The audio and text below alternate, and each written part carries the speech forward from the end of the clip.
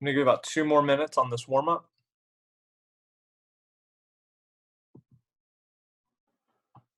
Okay, let's go ahead and get started. So this class is gonna look a little bit different than our other Zoom classes, mainly because we're not gonna be taking notes. We don't have any notes left to take. We're done with notes for the year.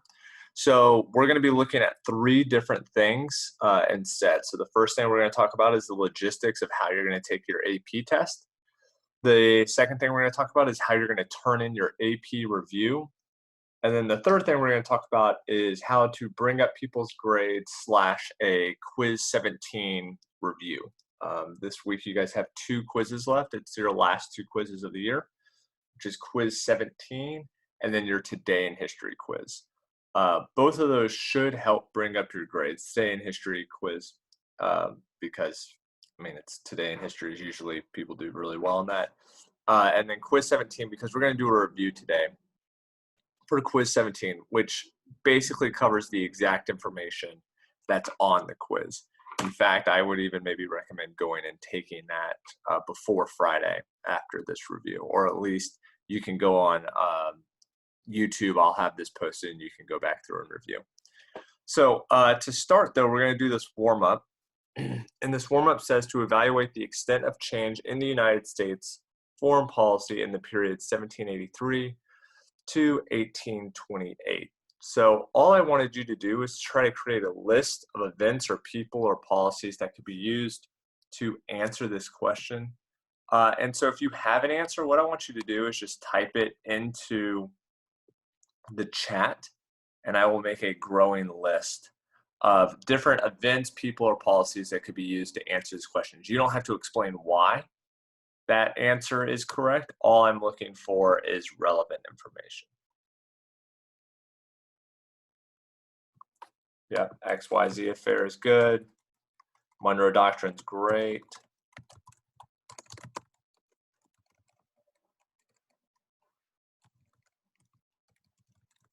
NAFTA is not going to work for outside information because you want to have something from 1783 to 1828. You could use NAFTA though in talking about like contextualization or trying to use complexity of like adding something else. Yeah, final address is really good. Alien and Sedition Act.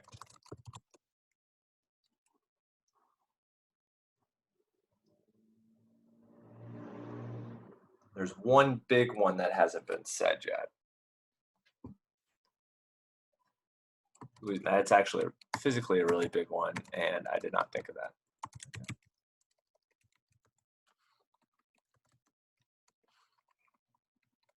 Embargo is a good one. Jay's Treaty is really good. Proclamation of Neutrality is good.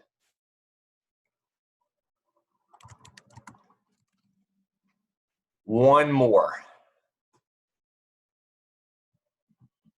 I'll give you a clue. It's in 1812. There you go.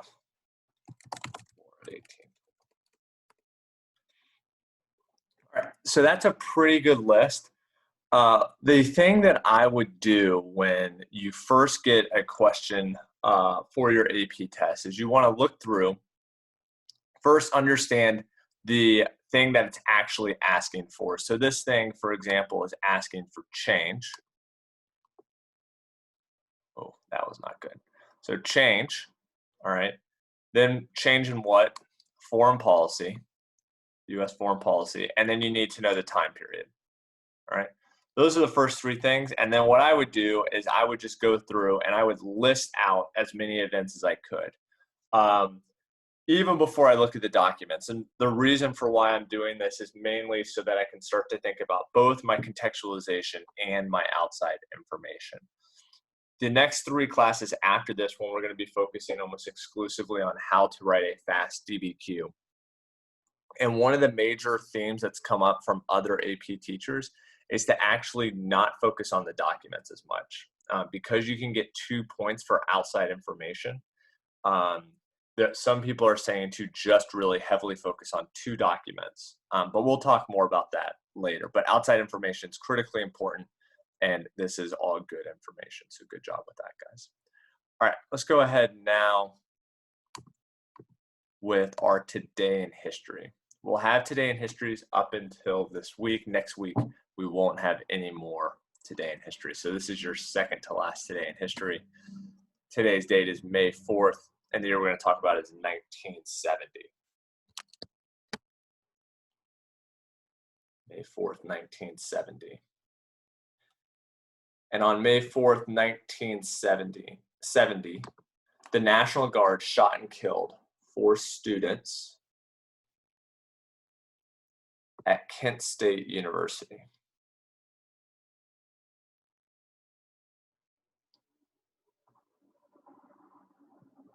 The students have been protesting the Vietnam War and invasion of Cambodia. The National Guard shot and killed 4 students at Kent State University. The students have been protesting the Vietnam War and invasion of Cambodia. Okay, so this is kind of considered the highlight protest of the Vietnam War, not because of its size, but more because of its outcome that took place. So if you were in college from 1968 to 1970, you were probably involved in Vietnam War protest for the reasons that, one, you could be drafted immediately after you graduated from college, so that puts you directly in the line of fire. And two, the SDS, Students for Democratic Society, were mainly college students. So the Vietnam War was very unpopular on college campuses, and so a lot of students were protesting. Kent State's a small college or university, and they're going to be having a protest that eventually is going to cause for the governor to call in the National Guard. And then inexplicably on this day, they're going to fire 80 shots into a crowd of about 200 students. So this could have actually been much worse. If you kind of think about this, the National Guard, not very accurate with their shooting. But they are going to hit 8 people, 4 of which are going to die, 1 of which is going to be paralyzed. And of course, anytime there's violence against protesters, and this is why peaceful protest is so insanely effective, anytime there is violence against protesters, the protesters come off looking great. And so because of that, this is actually going to increase the amount of support for the protesters, and it's going to make the Vietnam War even more unpopular. Now, just one more quick thing for context, why these guys were protesting was because in 1968, Richard Nixon won the presidency. And one of the things that he promised as president would be that he would end the Vietnam War. And he did not end the Vietnam War when he became president. So at this point, he had been president for almost 2 years.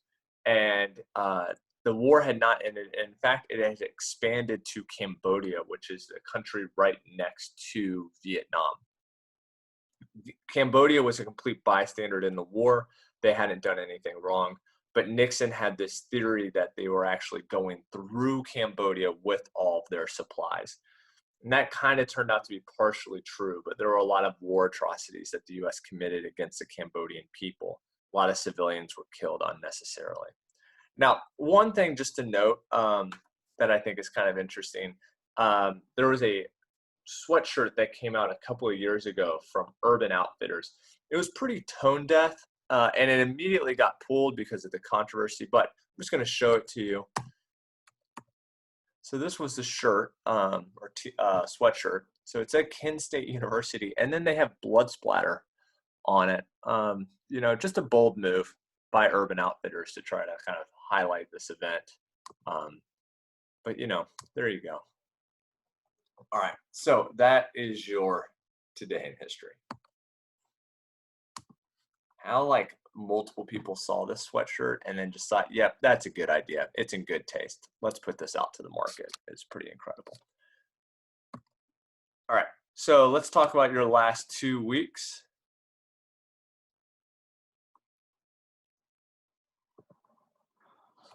So we have 2 weeks left, the final week of school. No one said this, but if you guys feel any differently, it kind of seems like school is ending May 15th for the most part. I mean, we're still having to put grades in, so I guess if you're still failing or whatever, you can do retakes, but we're not going to have class that final week of school. It doesn't seem to make any sense.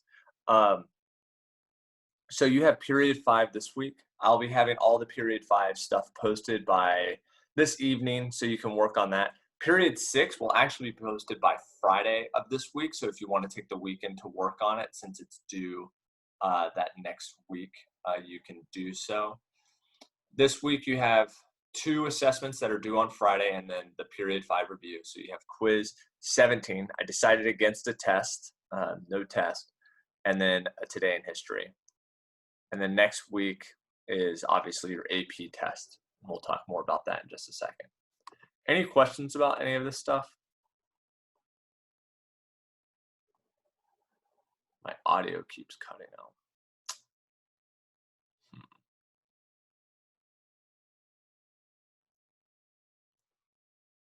Let's see. Oh, my Wi-Fi is. Hold on.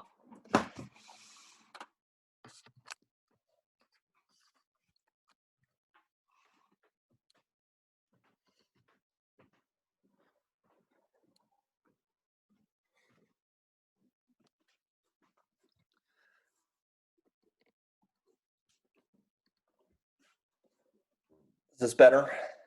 Can you guys hear me? No. All right. So hopefully this will be better. I'll just sit right next to my router and then have best internet possible. All right. So the AP review is worth 2 test grades. Somebody just asked what it was worth.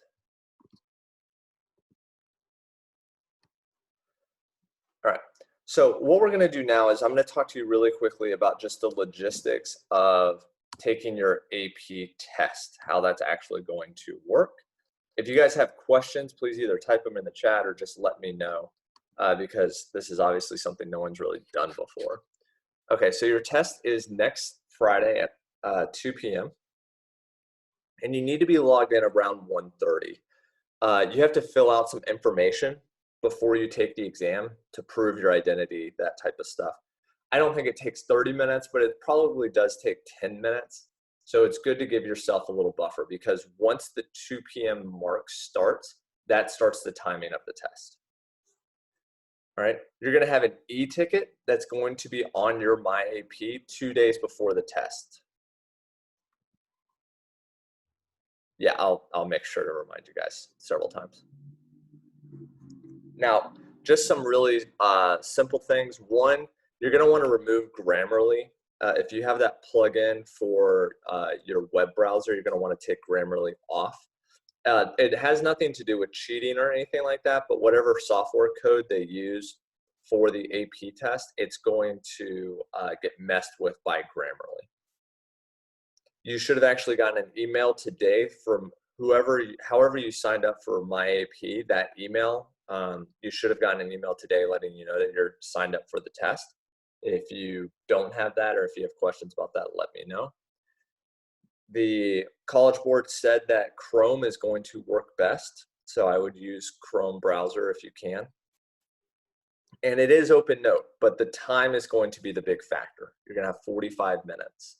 And in that 45 minutes, you'll have to pretty much try to do as much of a DBQ as you can. They have really good software detection for this. So copying and pasting from a website is going to be able to be detected. They have basically this foreign code thing set up. They showed it to us. It was really technical. People were impressed. I didn't really know what it was, but I didn't want to sound dumb, so I just said, oh yeah, that is cool.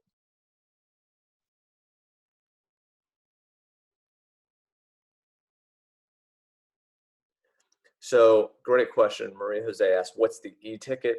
It will basically be like a 7-digit number that you will use to plug in to the website that you're going to take the test on, and it's like your personal number, so they'll know that it's you.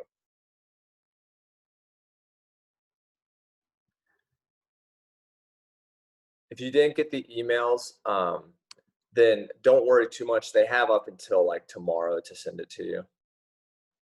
It's okay if you can't access it like the email, because the e-ticket's going to come to your MyAP anyway.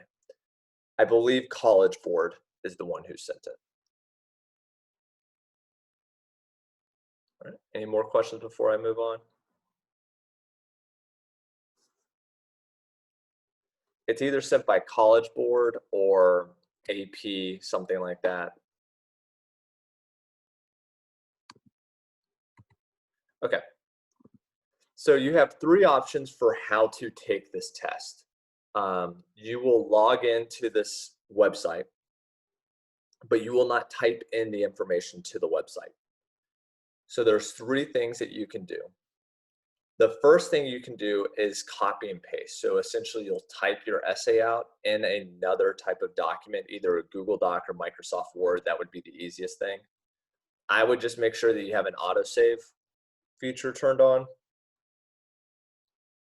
You'll have to put your AP ID, which is your e-ticket number, and then the initials of your name at the very top of the document. You would then just copy that into the website, and then you would submit it. So you have 45 minutes to take this test, and then you have 5 minutes to submit. So technically you have 50 minutes to take the test. I would not mess around too much with the submission, and I would probably stop working somewhere around the 47-minute mark to make sure you have 3 minutes to turn it in. The second thing to do, if you don't want to do the copy and paste thing, is you can just type it on a separate document, save that document, and then attach it to the website and submit it that way.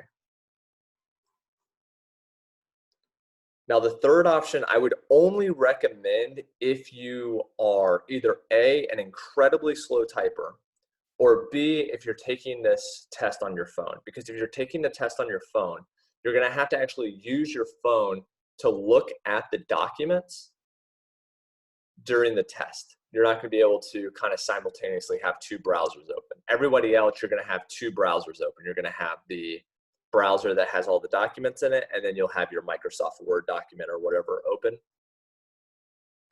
But if you're on your phone, you don't have that option. And so because of that, you might have to handwrite it. So if you handwrite it, there's several different things that you'll want to do. You'll need it to be on line paper, and then you'll take pictures of it. Very similar to some of you guys who have done that for me. You'll want to make sure it's vertical, not landscaped. It needs to be 5 pictures maximum. So if you write big, you'll need to write a little bit smaller. And then you'll need your AP ID, initials, and page number on every piece of paper.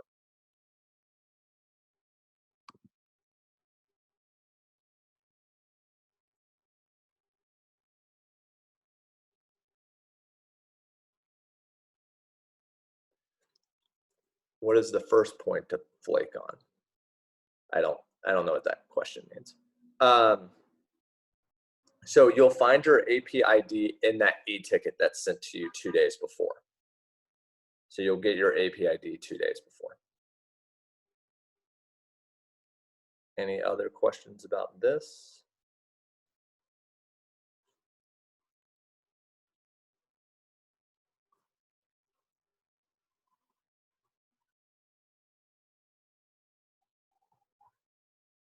All right, last thing then.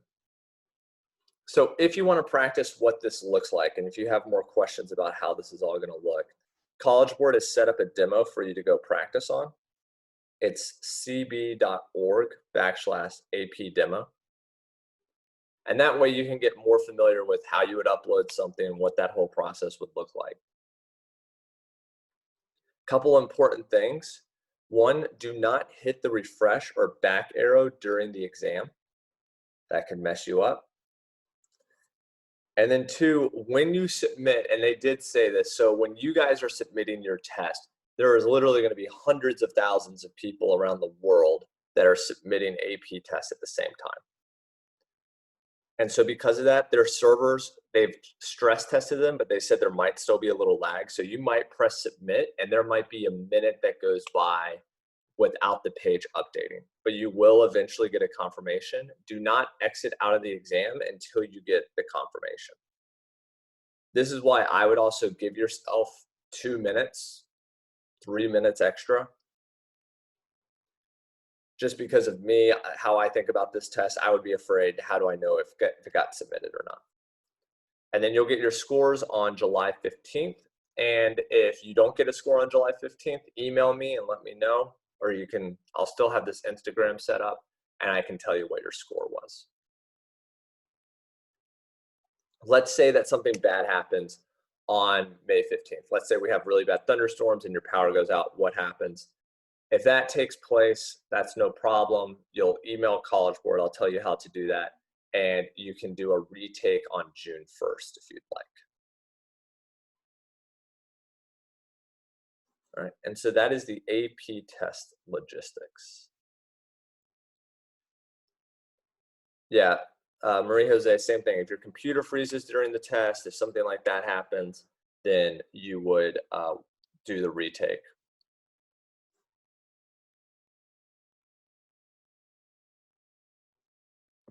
All right.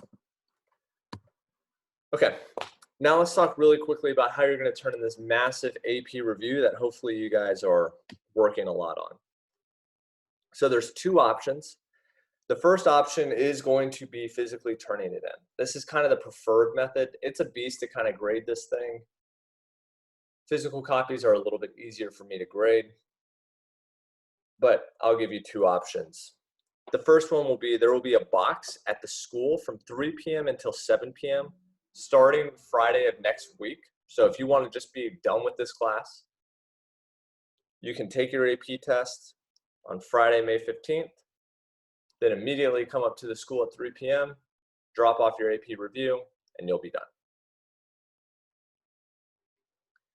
It will be in the parking lot by my car. I drive a Hyundai Sonata, beautiful machine.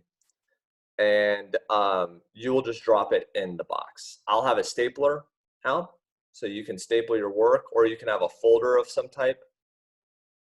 Make sure your name's on it, put it in the box. I may be there, I may not, but I will make sure to get all of them. The second option is you can create a Google folder through Google Drive or a Dropbox. Put all of your information in that one folder, and then just email it to submitmurrayhomework@gmail.com. That must be turned in, though, by May 15th at midnight. That is the only time I'm accepting electronic submissions.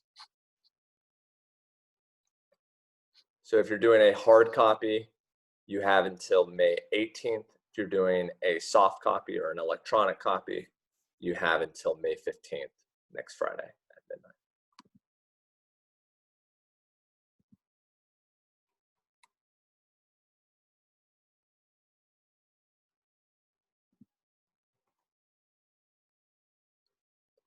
If you need to know what the AP review is, just wait until the very end of this, and I will tell you about it. You have a lot of work to do, though.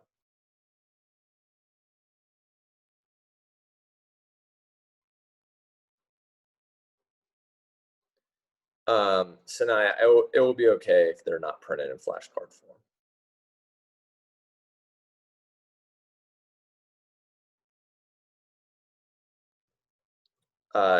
Taj, the AP review grade it'll tank your grade. It's about 10%.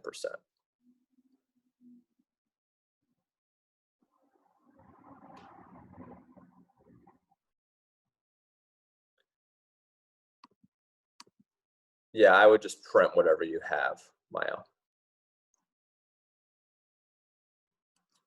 Question from Jonah. I wait with bated breath.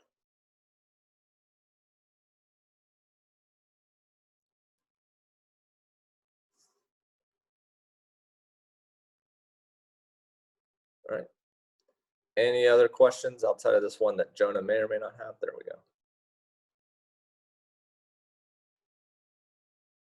You would receive your midterm grade. So the question that Jonah asked, let's say that you don't turn in your AP review on time, but your grade can't go lower than your midterm grade. What happens? You would just receive your midterm grade.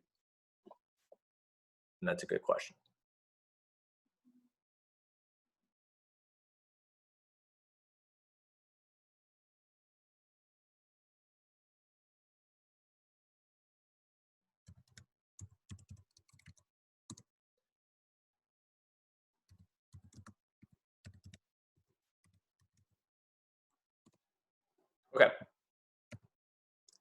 Now, let's say your grade is bad right now. What can you do to bring up your grade? And again, I'm going to really recommend you guys take your May 25th grade. I think it's going to be higher than your midterm grade as long as you're turning stuff in. Now, of course, if you blow off assignments and things like that, it won't help. But I think your May 25th grade, it's designed to go up. So let's say though that I'm not going to talk to people right now who have like 90s and 100s and they're just trying to push it a little bit higher. This is more for people, let's say you're like on the edge of failing or not. What do you do to bring your grade up? Because right now I have several students that are failing. So there's a couple of grades left out there. The first is retakes on quizzes and crash courses. They're all on my website. The only one that's not on there is Crash Course 24 and 26 and Crash Course 34. For 24 and 26, if you don't like the grade of your Crash Course 24 and 26, just DM me on the Instagram and I will drop it. I'll just excuse you from it. Your AP review is the biggest thing that's going to help bring up your grade. It's worth a lot. It is not going to be an insane difficulty to make a 100 on it. And it's going to be very hard to make less than an 80 on it as long as you have all your stuff. Yeah, so if you don't like your Crash Course 24 and 26 grade, look at it and then just DM me on Instagram and I'll just drop it. You do get to drop both your lowest Crash Course and your lowest quiz. The other thing that's on there is Test 2 additional points. You have that until tomorrow. So that can bring up to your test grade up to another 15 points. You can't make higher than a 75.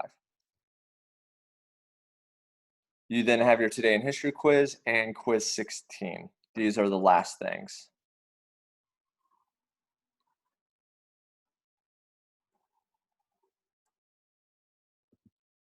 Yes, you can redo quiz 16. Sorry, you have, I say quiz 16, you have quiz 17, but yes, you can also redo quiz 16.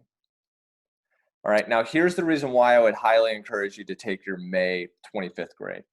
If you take your midterm grade, I don't drop your lowest quiz, I don't drop your lowest test, I don't drop your lowest homework.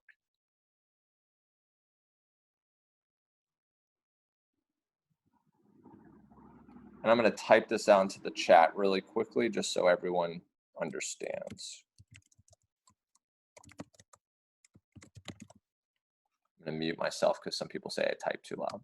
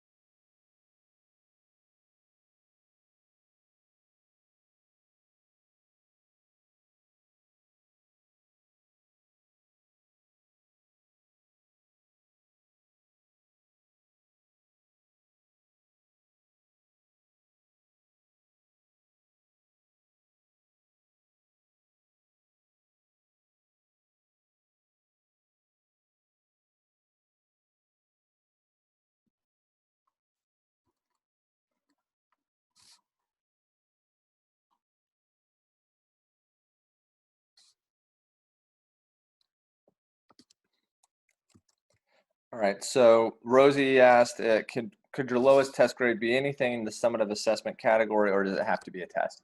It cannot be the AP review because that's weighted more than anything else. But yeah, I'll include papers in there too. And here's the real reason why. Like, there's two things that I'm really thinking in this. One, this semester has really sucked for you guys and me. I want to try to reward you. And I want to reward you, especially for those of you who are working until the end, when you're voluntarily working towards the end. Meaning, let's say you have like a 92 in the class right now for your mid-semester grade. I want to reward you with trying to make a 97 or a 98 in the class. And I feel like this is the easiest way. No, Rosie, it can't. That would be too complicated for me. Yeah, I'm posting this onto YouTube.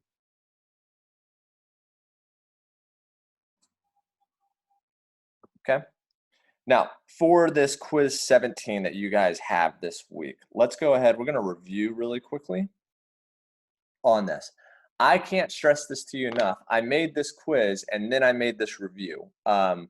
It is timed. You have 10 minutes. So what I would do if you don't have paper in front of you or if you don't have something to take notes in front of you, I would get something out really quickly just to write some of this down. It is all multiple choice. It's 10 questions. So that you guys can go out there and make 100 on your last quiz that you have for me.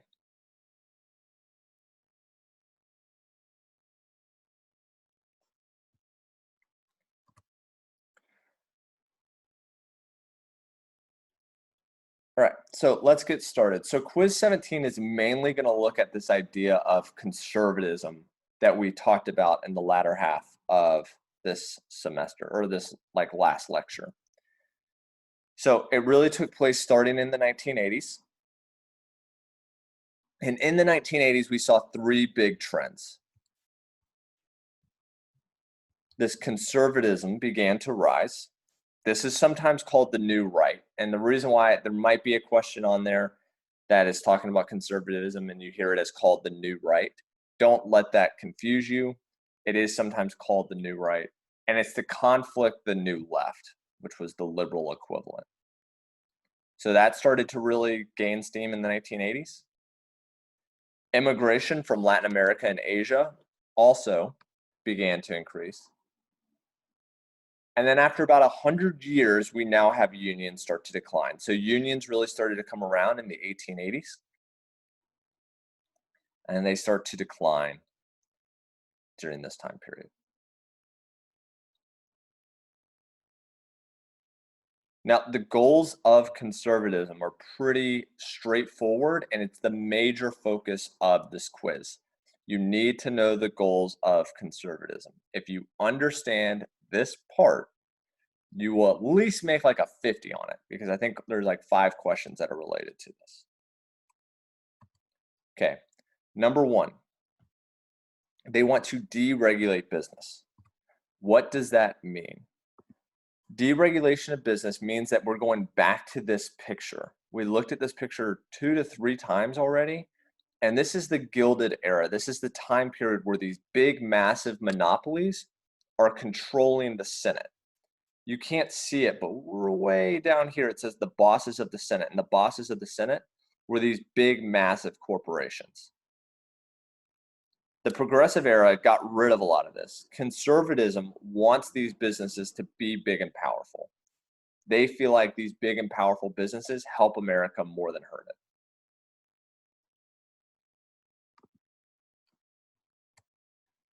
This is a really great point to know, because if you have anything about the Gilded Age or monopolies during for your DBQ, you could reference this time period of a new rise of conservatism in the 1980s, and that would be really good complexity. Number 2, they're focused heavily on this idea called the moral majority. Now, the moral majority was this idea of a return to traditional family values. It was mainly evangelical Christians.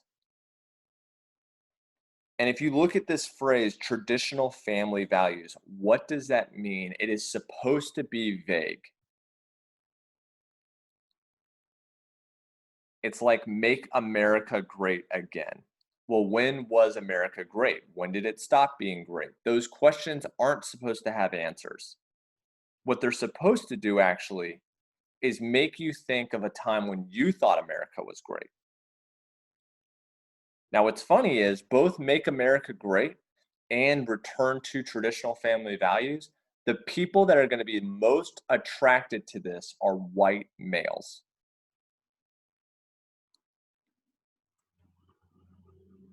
For some, traditional family values meant stopping abortions from happening. For others, it meant trying to stop gay marriage. For others, it went as far as to basically say women need to be in the household and there shouldn't be race mixing.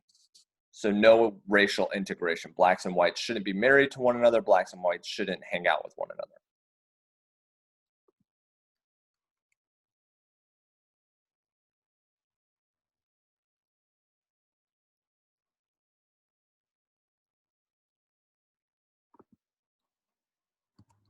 All right. The third goal is that they want a small government and they want to cut taxes. And this was highlighted by this idea called Reaganomics, which is also called trickle-down economics. Now, what happens with trickle-down economics is that rich people get a big tax cut. So they get to keep a lot more of their money. And the idea is rich people would then go buy a lot of stuff, like they'd go out to dinner all the time. And if they went out to dinner all the time, that would employ more restaurants, which would mean that lower income and middle income people would get jobs. Now, there's a lot of problems with trickle-down economics, but this picture just kind of highlights one of them, which is basically that the middle class is getting the leftovers or getting the waste or the scraps of the wealthy. Basically, whatever the wealthy decides, I don't need this money, that is what low-income people are going to get. And so it sets up this system for the rich to basically determine what the life is going to look like for the lower and middle class people.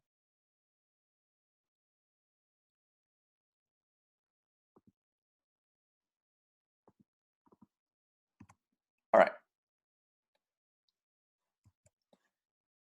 Now, what were the successes of this movement and what were the failures? The successes are going to be that conservatism did win the Cold War.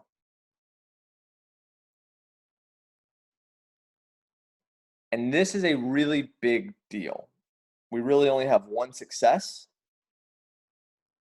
but it is a big one.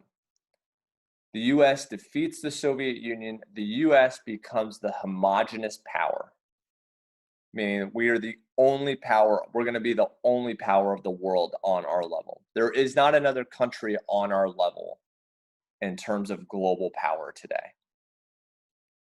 And that started with the Cold War, and conservatism is seen as winning that. Ronald Reagan is seen as defeating the Soviet Union. Ronald Reagan is seen as the president that really ushered in this new right.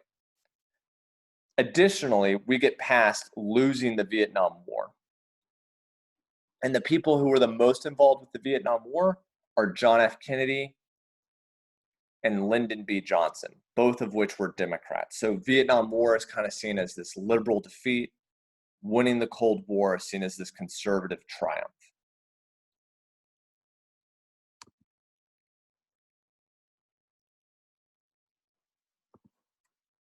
Let me go back. I'll go back at the very end of this. We don't have much left.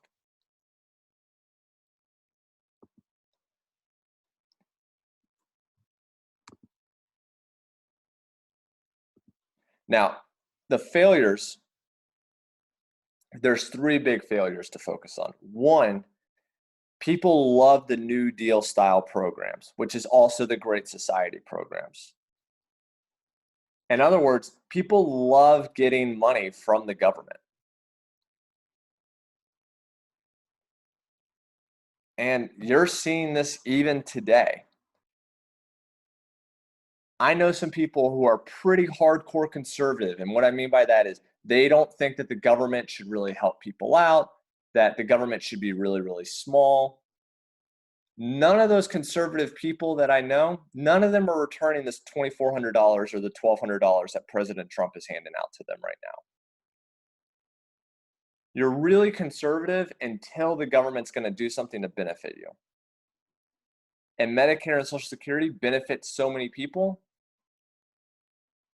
that conservatives can't get rid of these programs.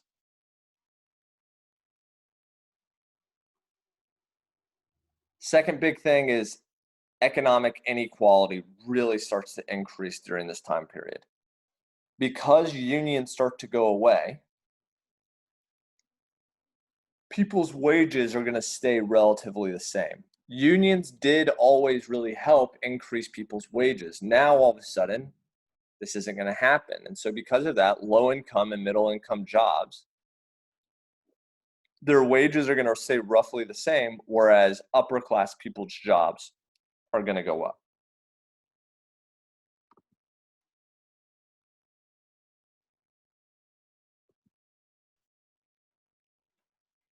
And the final thing is massive government debt. And this kind of relates back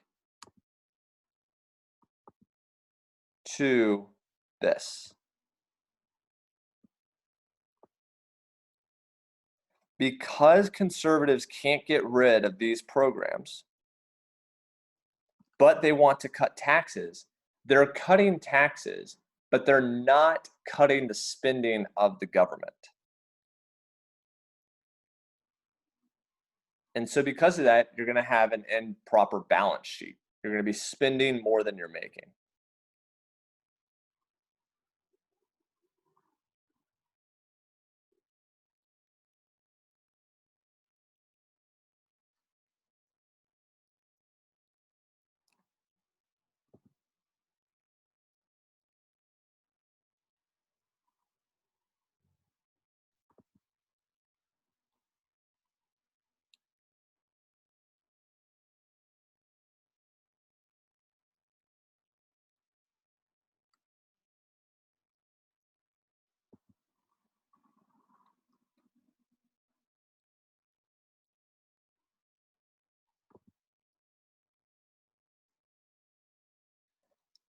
Good question, Sam. Sam just asked if we take our May 25th grade, is that for all classes? No, it's class by class.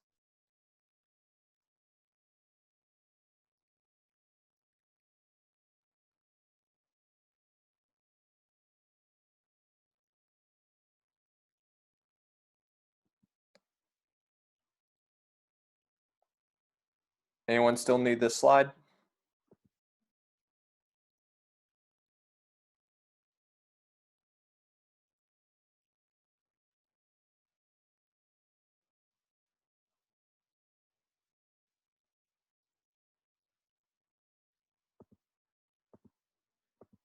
All right, last thing.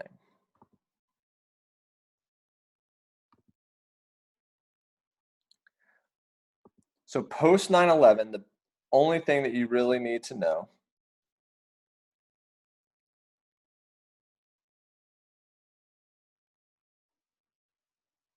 is that security becomes more important to people than privacy.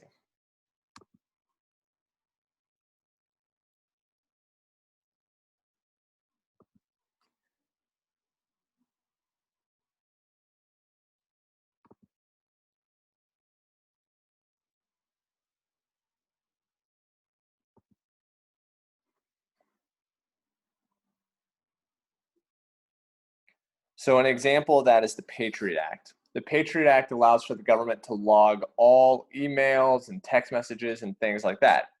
It's a pretty big invasion of privacy. Under the Fourth Amendment, they're not supposed to be able to collect your personal information unless you have a warrant.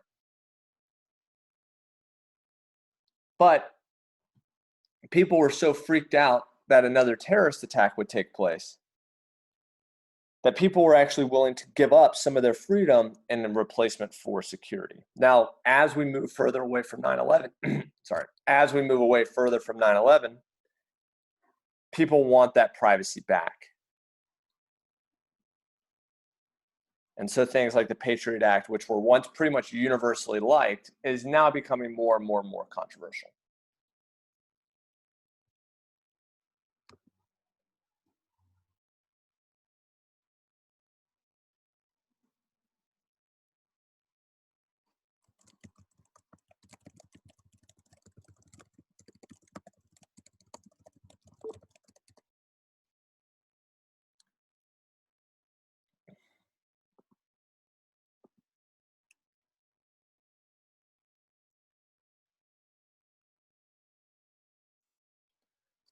I'm working on it. I don't know how to type softer, if I'm being honest.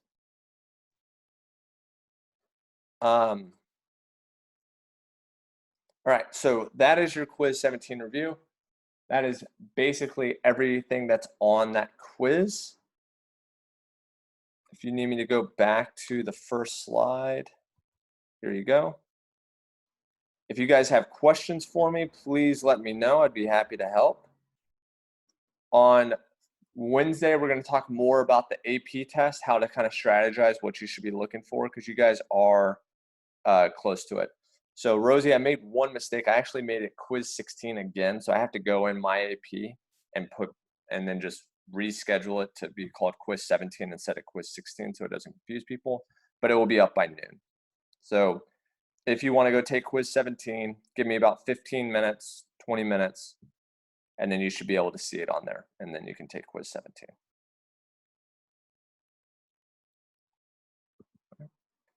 Any other questions for me? I'm going to stop the recording.